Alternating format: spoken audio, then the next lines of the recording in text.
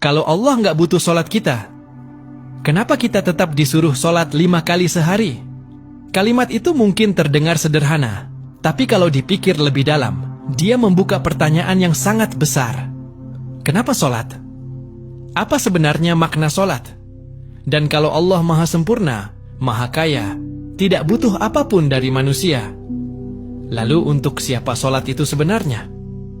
Banyak orang tumbuh dengan pemahaman bahwa sholat itu kewajiban, titik, harus dilakukan, karena kalau tidak, berdosa. Selesai. Tapi jarang ada yang benar-benar berhenti sejenak dan bertanya, apa tujuan terdalam dari sholat ini? Dalam Islam, Allah tidak pernah membutuhkan ibadah manusia. Allah bahkan menegaskan dalam Al-Quran bahwa Dia maha kaya, sementara manusialah yang fakir, yang selalu butuh. Artinya sejak awal, sholat bukan dibuat untuk menambah kekuasaan Allah, bukan juga untuk membuat Allah menjadi lebih besar. Karena Allah sudah sempurna tanpa kita. Jadi kalau begitu, sholat ini sebenarnya untuk siapa? Jawabannya justru mengarah ke satu hal yang sering kita lupa. Manusia itu sendiri. Sholat adalah kebutuhan manusia, bukan kebutuhan Allah. Coba lihat hidup kita sehari-hari. Kita penuh tekanan, penuh distraksi, penuh kecemasan, dan sering kehilangan arah. Kita sibuk mengejar dunia, tapi di saat yang sama kita sering merasa kosong. Dan di titik itu, sholat hadir sebagai pos yang Allah sisipkan dalam hidup manusia. Bukan hanya sekadar ritual, tapi seperti sistem yang menjaga manusia agar tidak benar-benar hilang di tengah dunia yang berisik. Kalau kita tarik ke sudut pandang lain, bahkan dari sisi sains, ada hal menarik yang mulai banyak dibahas. Gerakan dalam sholat bukan gerakan acak. Berdiri, rukuk, sujud, duduk, semuanya memiliki pola yang terstruktur. Dalam dunia neuroscience dan psikologi modern, gerakan yang teratur dengan fokus pernapasan dan konsentrasi seperti ini sering dikaitkan dengan efek menenangkan sistem saraf. Beberapa penelitian tentang mindfulness dan meditasi menunjukkan bahwa posisi tubuh tertentu yang dilakukan dengan kesadaran penuh bisa menurunkan hormon stres seperti kortisol, menstabilkan detak jantung, dan membantu otak masuk ke kondisi lebih tenang. Menariknya, sholat memiliki semua elemen itu, tapi dengan tambahan yang tidak dimiliki meditasi biasa, makna spiritual dan hubungan dengan Tuhan.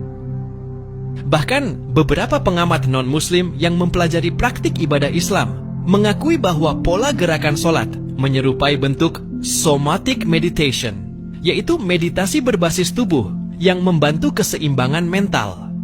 Tapi dalam Islam, sholat bukan hanya tentang tubuh, ia adalah tentang hati yang sadar sedang berdiri di hadapan Tuhan.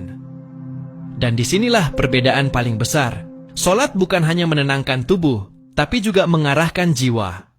Kalau kita masuk lebih dalam, kita akan menemukan bahwa sholat bukan dimulai di bumi dengan cara biasa. Sholat justru punya sejarah yang sangat spesial dalam Islam. Perintah sholat datang dalam peristiwa Isra Mi'raj. Ketika Rasulullah Muhammad SAW dibawa naik melewati langit, melewati lapisan-lapisan alam yang tidak bisa dijangkau manusia, hingga sampai pada titik tertinggi yang disebut Sidratul Muntaha. Di sanalah Allah memerintahkan sholat. Ini penting, karena tidak ada ibadah lain dalam Islam yang perintahnya langsung diterima Rasulullah di atas langit, tanpa perantara di bumi. Awalnya, perintah itu adalah 50 waktu sholat dalam sehari. Namun dalam perjalanan kembali, terjadi proses yang sangat menarik. Rasulullah beberapa kali meminta keringanan setelah bertemu Nabi Musa yang menyarankan agar kembali memohon pengurangan, karena umat manusia tidak akan mampu. Hingga akhirnya Allah menetapkan 5 waktu sholat dalam sehari, tetapi dengan pahala 50. Dari sini kita bisa melihat sesuatu yang sangat dalam. Sholat bukan beban. Sholat adalah bentuk rahmat yang disesuaikan dengan kemampuan manusia. Kalau Allah benar-benar tidak peduli, perintah itu tidak akan diturunkan dengan proses yang sedetail itu. Tapi justru Allah tahu kelemahan manusia, dan karena itu sholat dibuat sebagai sistem yang menjaga manusia tetap terhubung dengannya. Sekarang kita masuk ke pertanyaan yang lebih dalam lagi. Apa sebenarnya yang Allah inginkan dari sholat kita? Jawabannya bukan sekadar gerakan, bukan sekadar berdiri, rukuk dan sujud. Allah tidak butuh formalitas. Yang Allah inginkan adalah kehadiran hati, kesadaran bahwa kita sedang berdiri di hadapannya, ketundukan yang jujur, dan keikhlasan yang tidak dibuat-buat.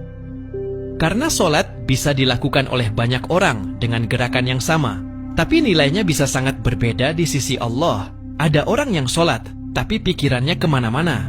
Ada orang yang solat, tapi hatinya tidak hadir. Ada juga yang solat dengan penuh kesadaran, seolah itu adalah pertemuan terakhirnya dengan Allah. Dan disitulah perbedaan kualitas solat yang sebenarnya.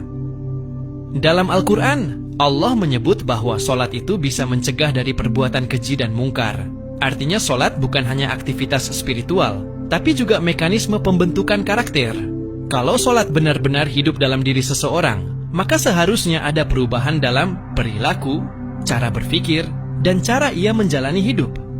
Kalau tidak ada perubahan, maka bukan solatnya yang salah, tapi mungkin ada sesuatu yang belum sampai ke hati. Sekarang kita masuk ke bagian yang paling sering dilupakan. Solat sebenarnya adalah dialog, bukan monolog. Banyak orang mengira solat itu kita berbicara kepada Allah tanpa jawaban. Padahal dalam sebuah hadis qudsi, Allah menjawab setiap ayat Al-Fatihah yang dibaca oleh hambanya dalam solat.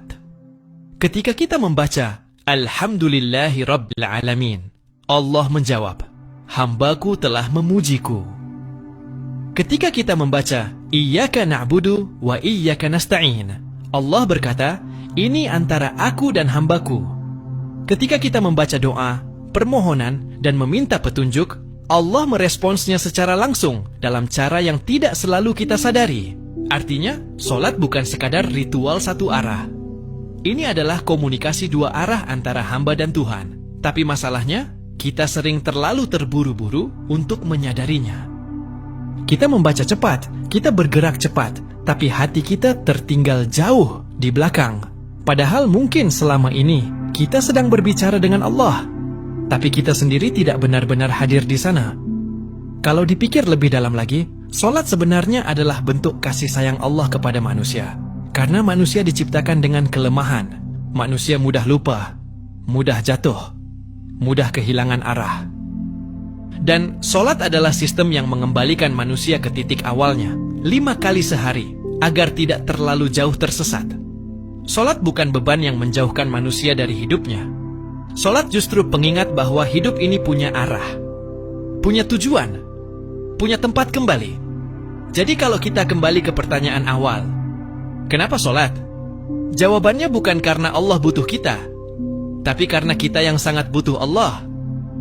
Solat adalah jembatan antara manusia yang lemah dan Tuhan yang maha kuat, antara hati yang sering kacau dan ketenangan yang hanya bisa datang darinya, antara dunia yang penuh kebisingan dan ketenangan yang hanya bisa ditemukan dalam sujud. Dan mungkin selama ini masalahnya bukan kita tidak solat, tapi kita belum benar-benar memahami apa yang sedang kita lakukan saat solat. Karena kalau seseorang benar-benar paham bahwa ia sedang berdialog dengan Allah, sedang diperbaiki jiwanya, sedang disambungkan kembali dengan sumber ketenangan, maka solat bukan lagi terasa seperti kewajiban, tapi seperti kebutuhan paling dasar yang tidak bisa digantikan apapun.